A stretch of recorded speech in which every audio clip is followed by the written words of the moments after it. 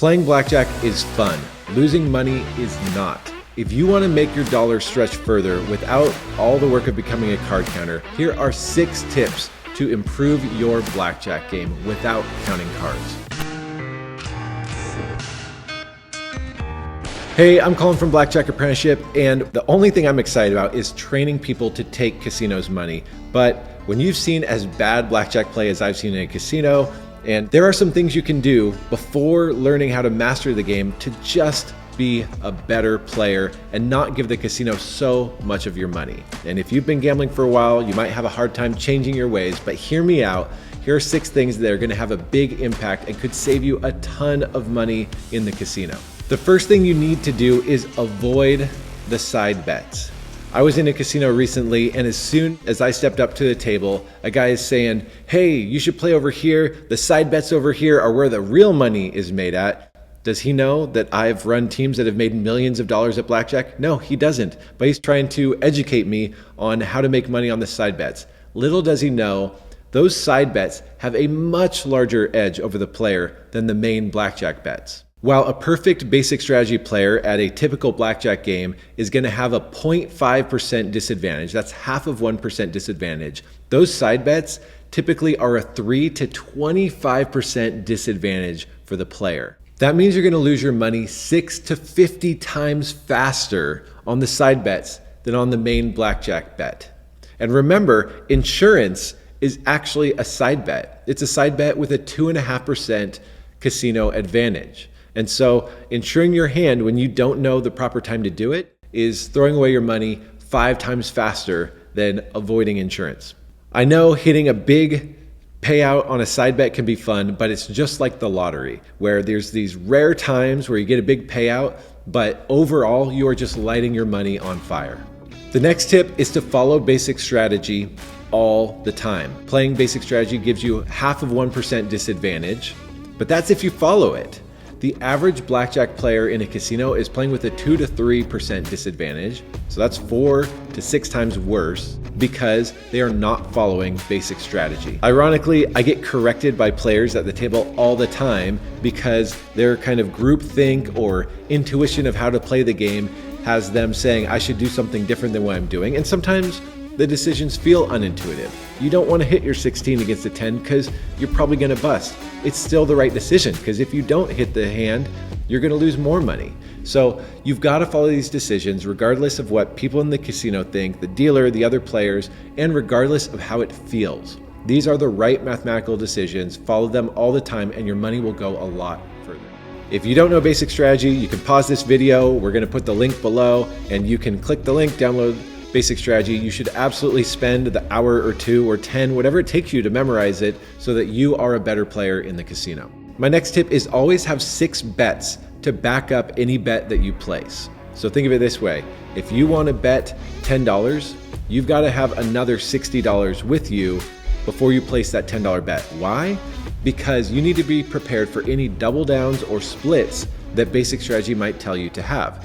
If you put all of your money on a bet and then you're supposed to double it down, you are giving up a huge advantage by not being able to play that hand properly. My next tip is to milk the comps. Now, if you're a card counter or an advantage player, there's a very good chance you don't want to play rated. You want to protect your identity. If you're just a gambler and you want your money to go further in the casino, you have the advantage of playing rated and getting the comps. And there are ways to maximize those comps. The casinos know exactly what you're worth to them, and so they've got formulas to calculate how much they're going to make off of you, and they're willing to give a percentage of that back, maybe a third of what you're going to give them as far as what their formulas say. But if you do a few things to maximize it, you could get more out of them than they think you are, starting with playing a more crowded table. Their formula is based on how many rounds per hour, how many hands per hour you're going to play. And at a more crowded table, you might actually be playing fewer rounds than they're calculating, which means you're going to get more comps from them than their formula says. Another tip is to make sure that you're getting rated when you've got your top bet out there. Let's say you're there and you're gambling and you're betting between $10 and $50. Well, the time to ask the pit boss, am I being rated, is when you've got $50 out there. Or for that matter, if you give them your player's card and the pit boss looks to see what you're betting, put your top bet out there right then. So he enters $50 into the computer, and then drop your bet to 10, and you might be getting rated off of that higher bet amount. If you want to go deeper into this, there's a great book by Max Rubin called Comp City. It was written a while ago, and so some of the comp game has changed over the years, but the principles still apply. It's a brilliant book, and it's a way that you could really maximize your time and money in the casino if you're not an advantage player. My next tip is don't chase your money. Don't go on tilt. And I know there are those times where the cards are just not coming out right. It happens even to card counters, it happens to everybody in a casino. But when that is happening and you're getting clobbered, there could be this thought of, hey, well, maybe if I just make a few big bets, I'll win it all back. Maybe, but statistically speaking, that is not what's gonna happen. Don't convince yourself, well, it worked that one time. If you go on tilt and you start betting more, odds are you're gonna lose more money and you're gonna be regretting that decision. Worse yet, as you go on tilt, you might decide, why don't I go to the ATM, get some more money out, and chase those losses.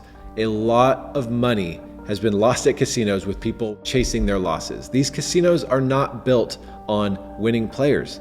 If you don't have the advantage, don't expect to win, and going and getting more money out is gonna be a decision that you will likely regret. My favorite high school teacher used to say, it's easier to decide not to speed on the freeway before you get on the freeway than when you're already on it. Well, decide what rules you have for yourself. Make good decisions when you're thinking clearly before you get into the casino. Don't bring more money to the casino with you than you are comfortable losing. Think ahead, make smart decisions so that you don't lose more than you should. Another tip, and this is a really big one, please listen, do not play Blackjack Variants. There's 6-5 Blackjack. It's terrible. Way, way worse than 3-2 Blackjack. Don't play Blackjack Switch or Player's Edge or Super Fun 21. It is not super fun. This is liberal blackjack. Okay.